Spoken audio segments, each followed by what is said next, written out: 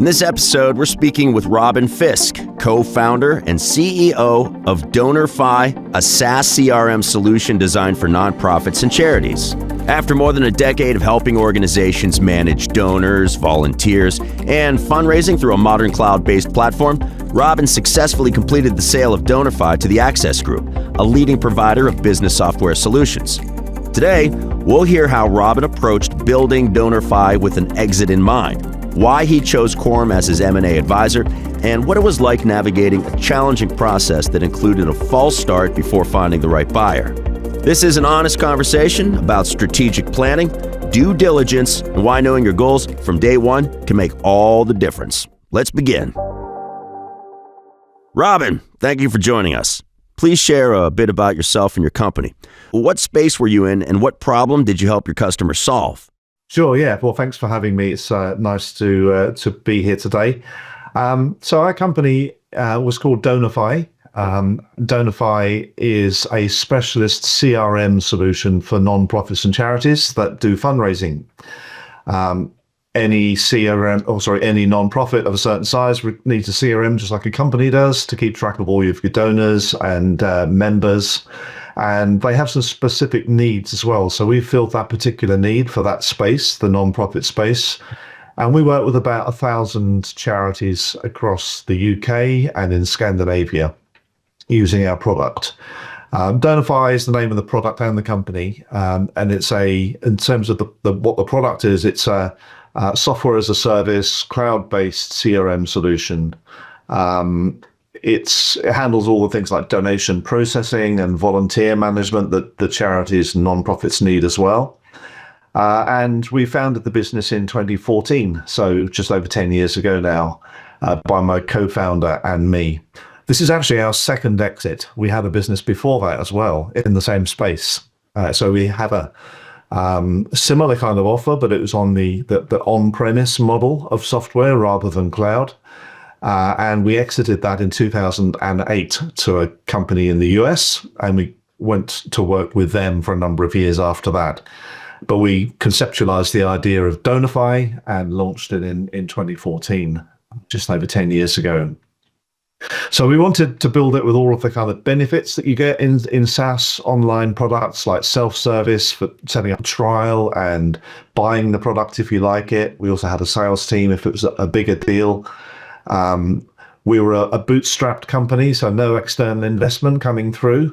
We started with just our own cash and grew the business as we were able to.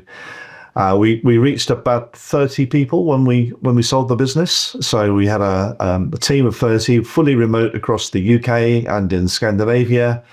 We tried to do everything a bit differently as a kind of modern cloud-based company, and not have that kind of all the extra baggage that you can get sometimes if you have an office and you've got furniture and desks and filing cabinets and all that stuff. We didn't want any of that. We just wanted to be a virtual business almost in the cloud.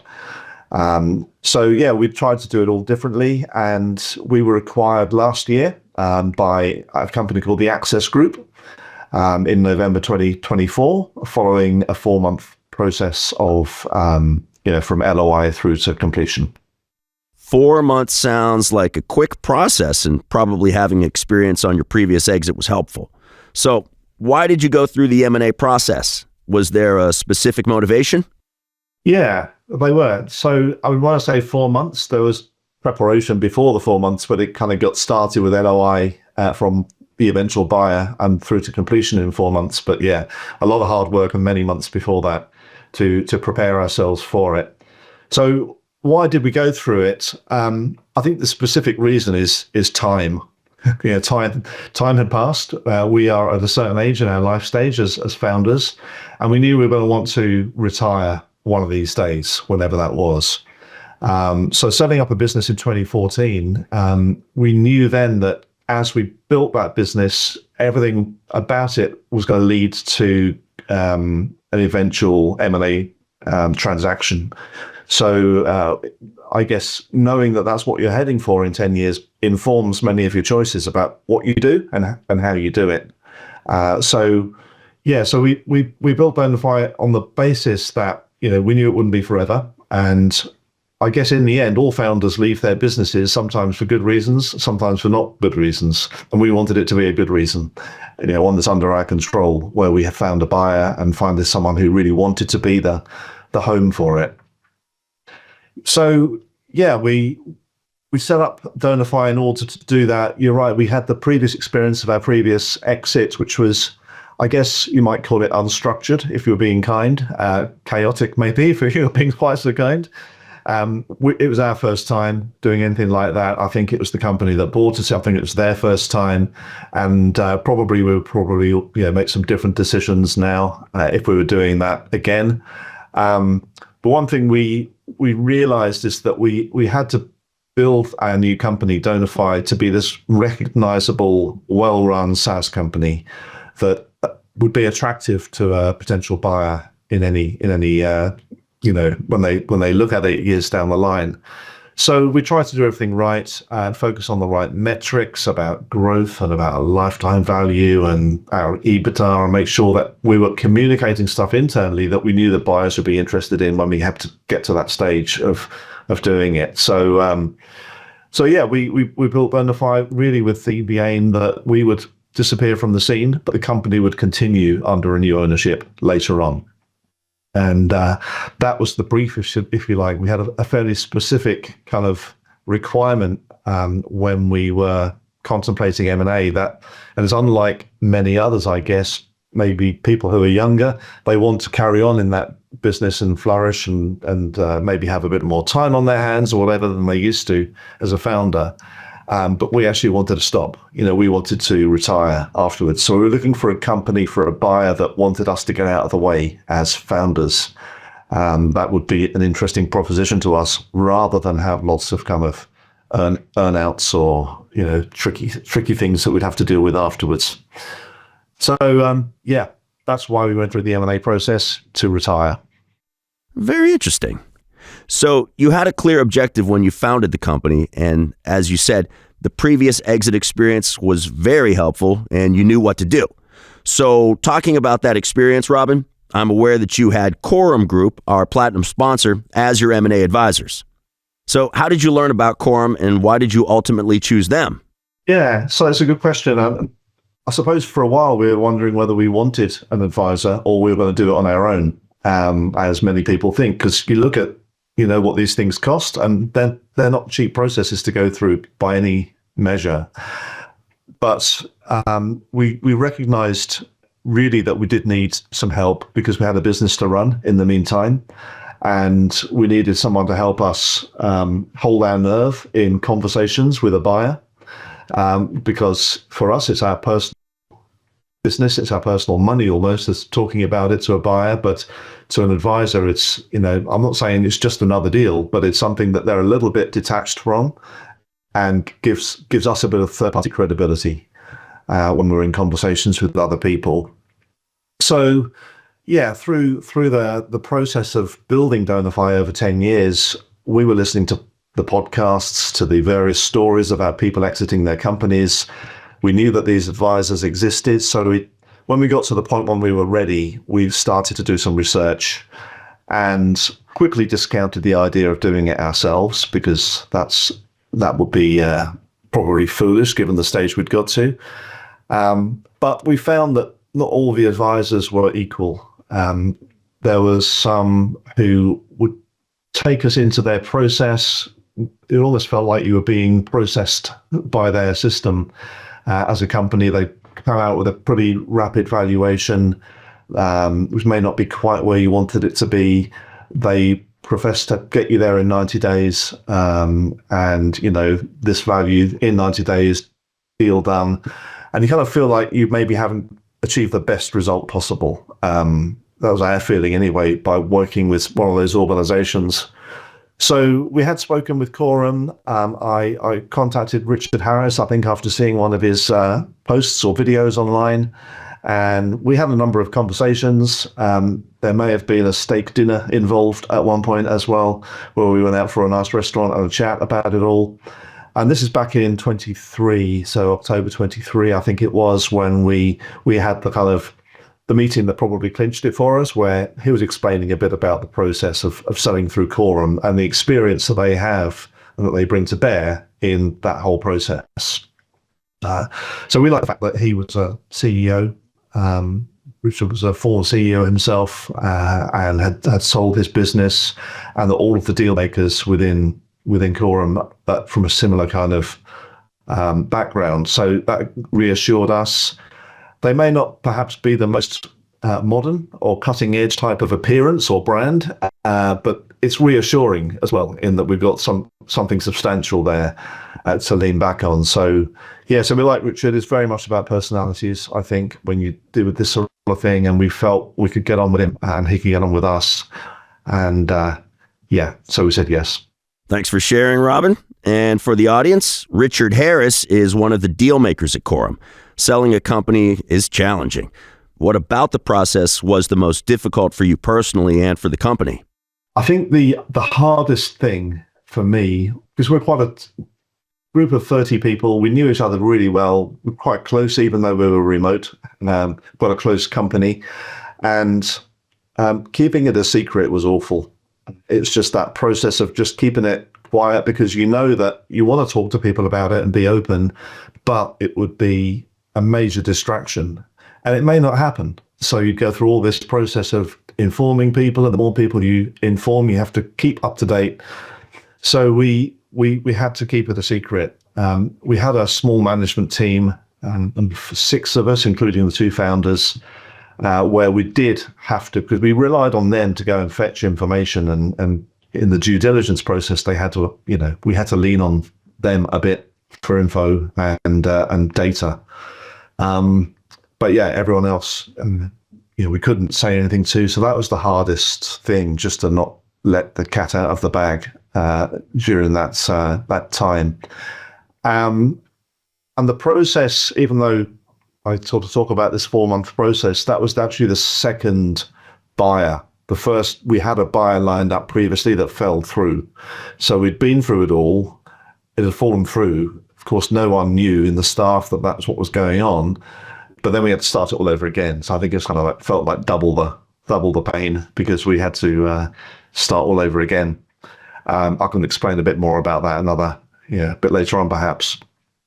So I think that was difficult. I think, running a business while you're trying to sell a business, you've really got to compartmentalize your head so that you have the right conversations with the right people. And, you kind of feel like you're giving the game away sometimes, but you're not. It's just your paranoia about not saying the right thing or the wrong thing to the wrong people. I think then getting into the process, I think due diligence, we always knew due diligence is going to be tough. And the buyer that we went with, which we're really happy that we went with, they threw everything at due diligence. And, we're pretty well prepared, I thought. And I think from the feedback we got from Quorum, that they thought we were pretty well prepared. It's a nice, clean business and no, nothing to hide or anything. But it just kept coming, the due diligence, and it was quite tiring. So that was difficult, I guess, personally, for me, because it's just a lot of effort. I was leading the whole process from our point of view and being the day-to-day contact.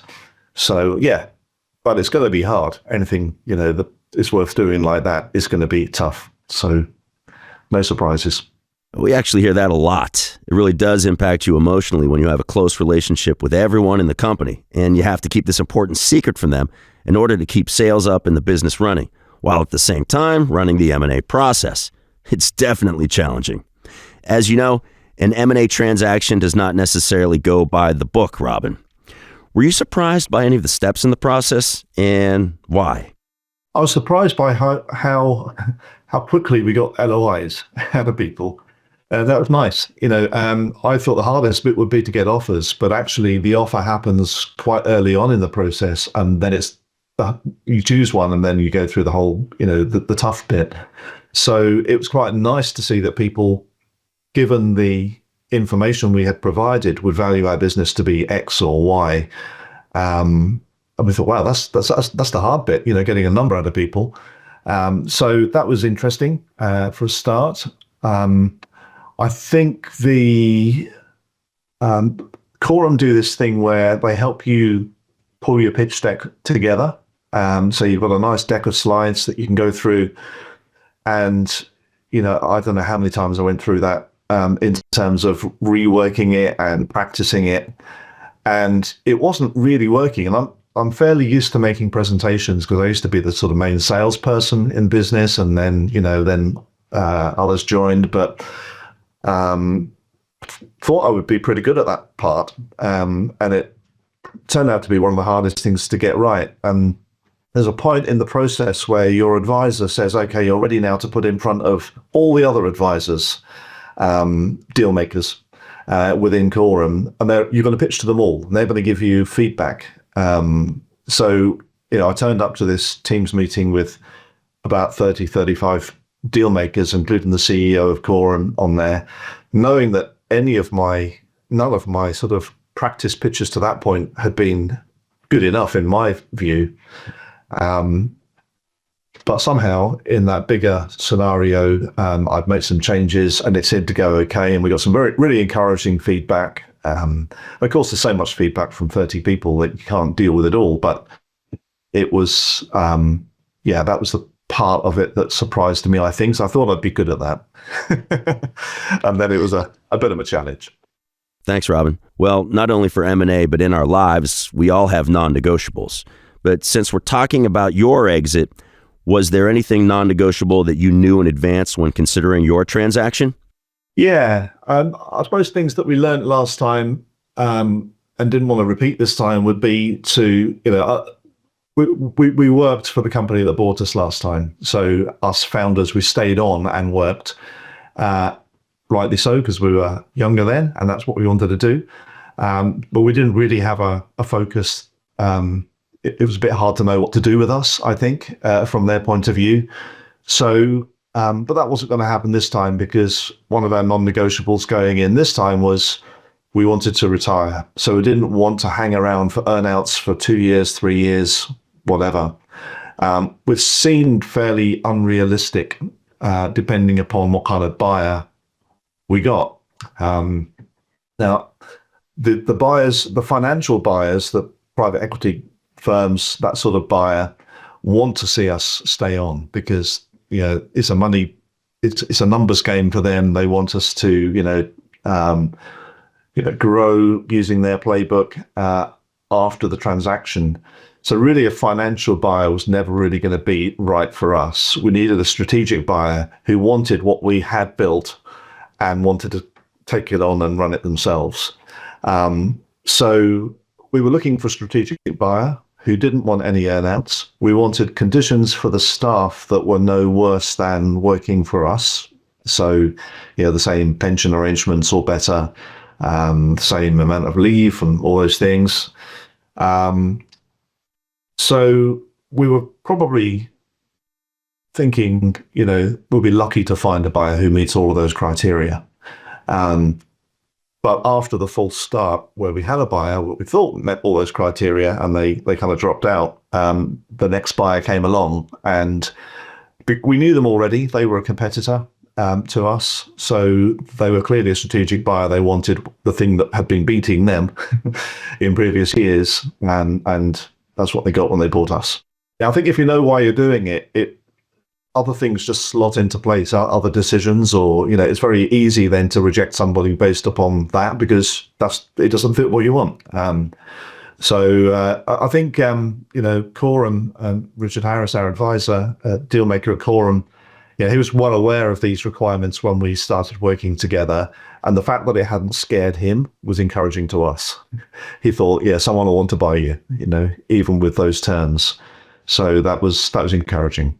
We actually hear many times that when founders start their business, they don't actually know if they will exit. Sometimes they assume their kids will take over, but that's not always the case. But you knew in advance that you wanted to sell. So I imagine that made it easier to set a target on who you wanted to sell to. Now, moving on to the next question, Robin. How did you balance running the company and getting things done during due diligence? And, well, your personal life as well. Yeah, it's basically long hours doing more more and more work just to get it done. I mean, the deadlines come at you very rapidly and frequently. During due deal, they want information for this, for that.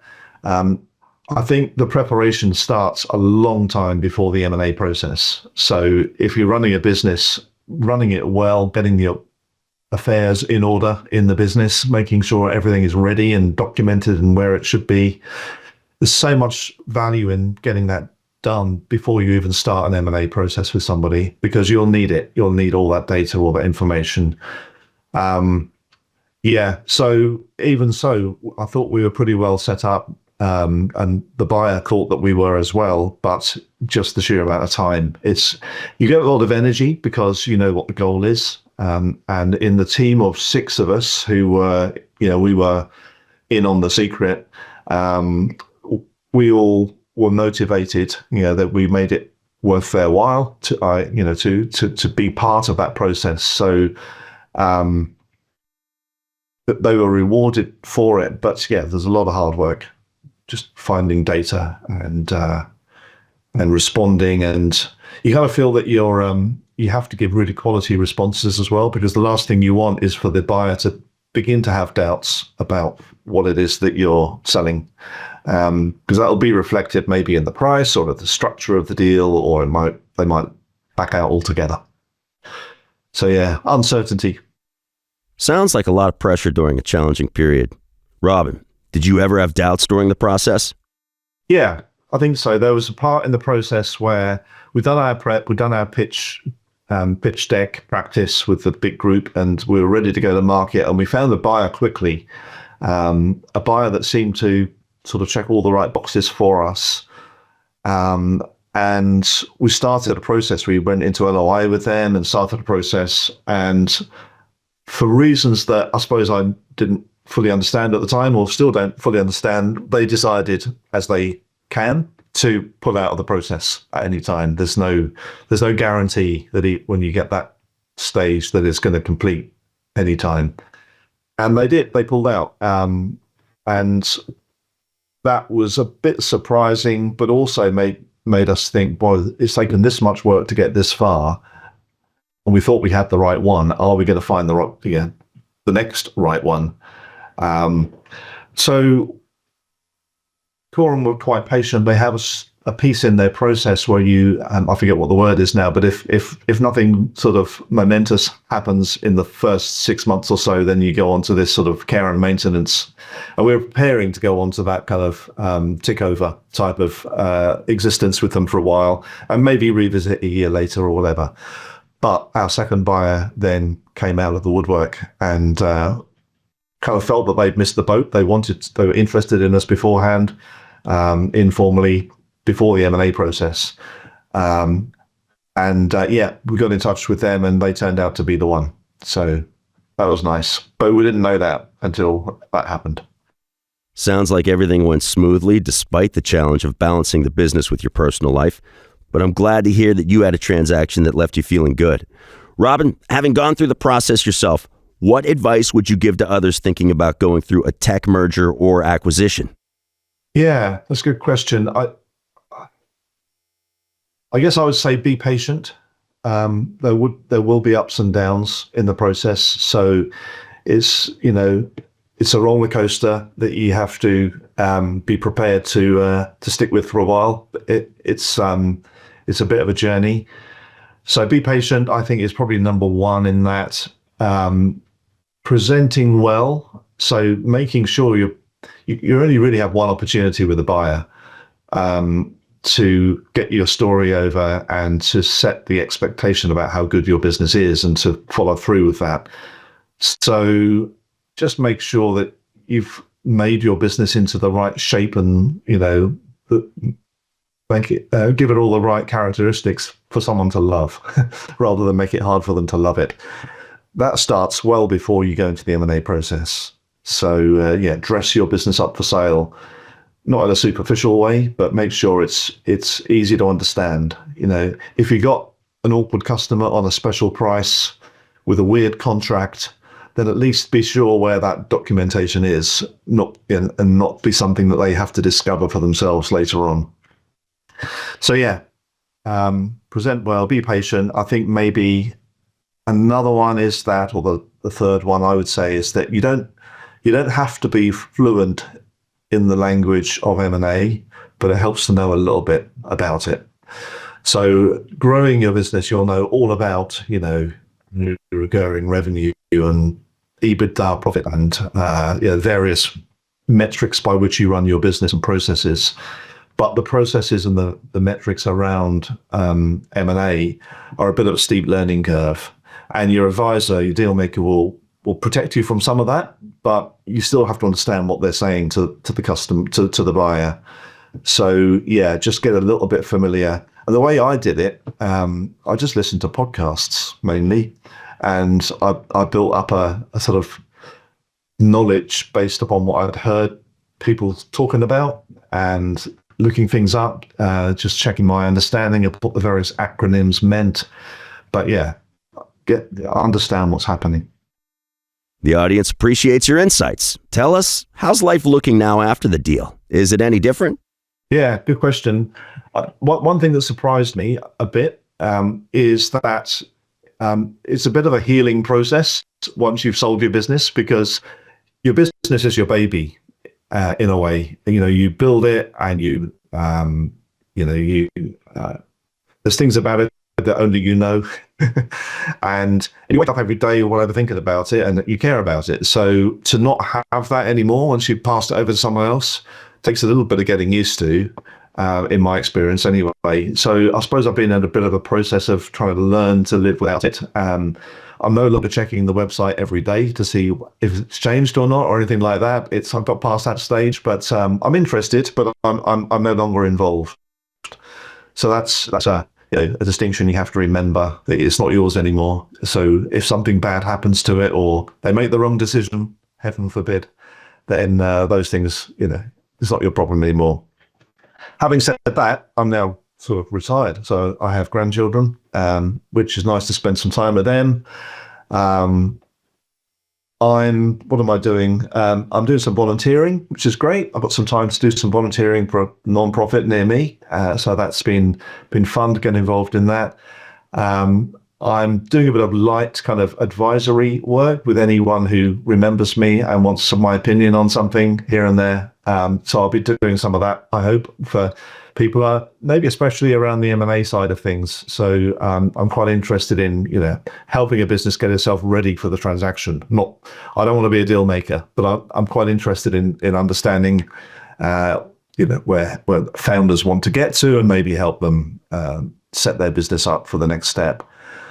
And then, got some traveling in the diaries. So I'm going to go and see some of the world, apart from my home office here. So it'd be nice to get out and see what's going on.